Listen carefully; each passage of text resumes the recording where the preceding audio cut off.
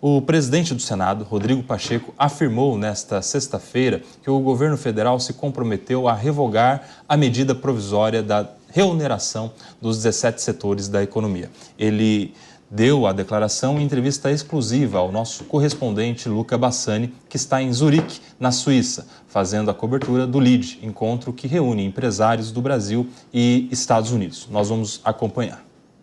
Que a parte da medida provisória que diz respeito à desoneração da folha de pagamento será retirada do texto, será revogada para uma discussão própria através de projeto de lei, se for o caso.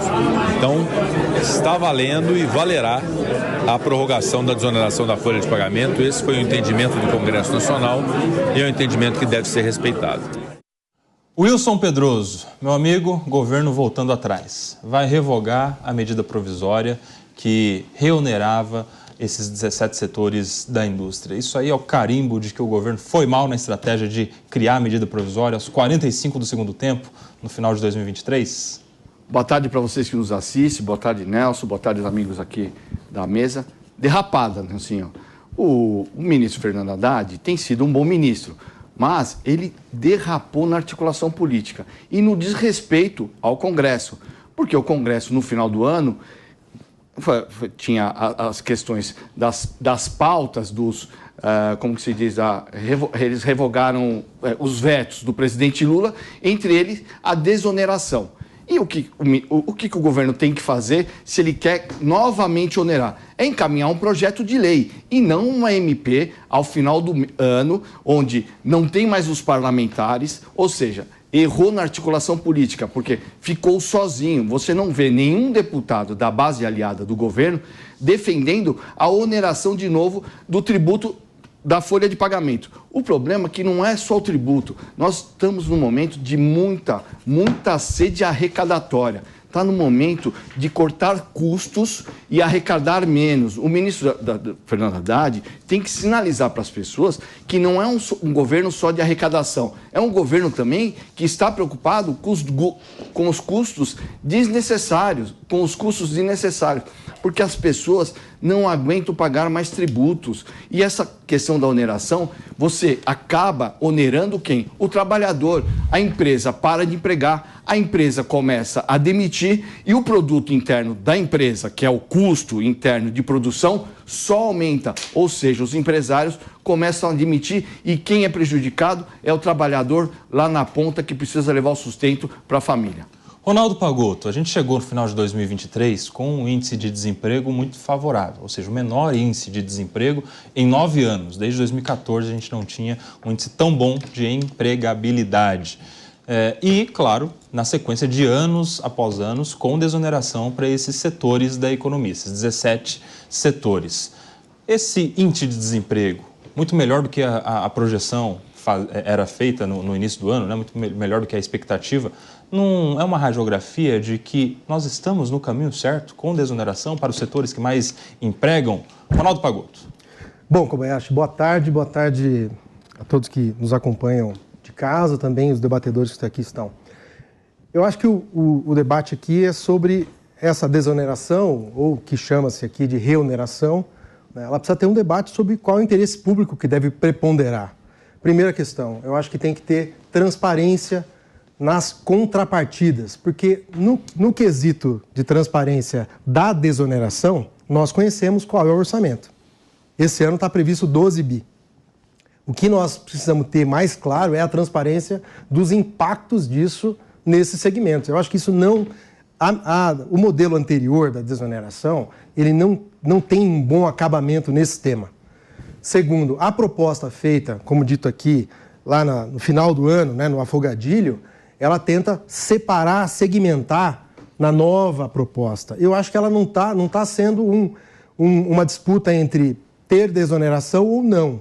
É como garantir que a desoneração vá para os setores mais estratégicos e consiga ter as contrapartidas efetivamente demonstradas. Porque eu acho que isso precisa de aprimoramento. Se o governo vai retirar a MP, deve estar condicionada à apresentação de um projeto de lei que permita fazer uma discussão em que isso esteja às claras. Vai ter desoneração? Porque o empresário que está em casa aqui nos assistindo, ele fala, mas por que não chega no meu setor? Por que não chega na minha empresa? Por que não chega no meu ramo? Né? para que isso não fique só um setor restrito, tendo essa vantagem econômica e fiscal, sem demonstrar cabalmente. Eu acho que aí, eu encerro aqui, a demonstração da contrapartida tem que ser muito clara.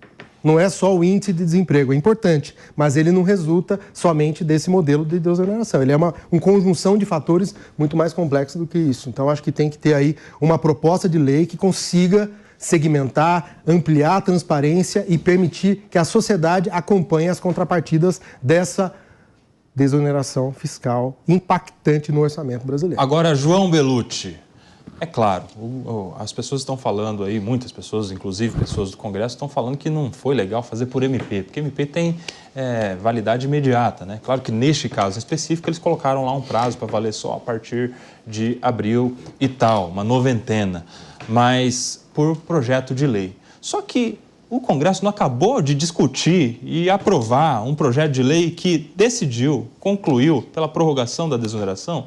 Mesmo com o projeto de lei, a gente não estaria desafiando a recente decisão dos representantes do povo, dos representantes dos estados.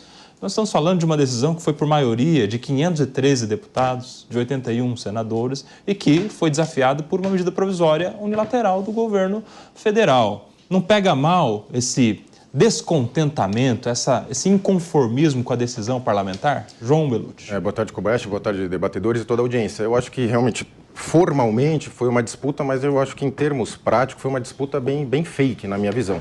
Você tem muito essas disputas entre oposição e situação que são ventiladas na imprensa, você joga uma MP lá sabendo que não vai dar certo, muito para dar recado. Porque, veja, a relação entre executivo e legislativo, presidente das duas casas, me parece bastante harmoniosa, né? Principalmente no que diz respeito ao que os presidentes da casa pedem, e o executivo tem que ceder porque não há um plano claro de governo. Eu enxergo dessa forma. E vejo também que a gente tem que entender que toda isenção, ela naturalmente desequilibra o sistema. Como o Pagotto colocou, você tira o imposto de um setor, mas o outro continua pagando. Então, sempre há um desequilíbrio. O ideal é que não se exista isenções, que todos tenham que competir em pé de igualdade, que não é o caso ali. Agora, uma isenção que está em vigor, o país atravessando esse monte de dificuldade, votado no Congresso, naturalmente foi uma enorme contrassenso do governo Lula. Agora, eu enxergo que foi tudo em termos políticos, não foi... Acho que teve um bastidor bem forte ali. É difícil em política assim acontecer essa coisa e não ter esse bastidor antes, ventilando essas informações. Agora, os setores que foram beneficiados, naturalmente, fizeram o seu lobby corretamente, porque o principal de tudo é que o gasto público não tem lógica alguma, ele favorece quem tem mais força.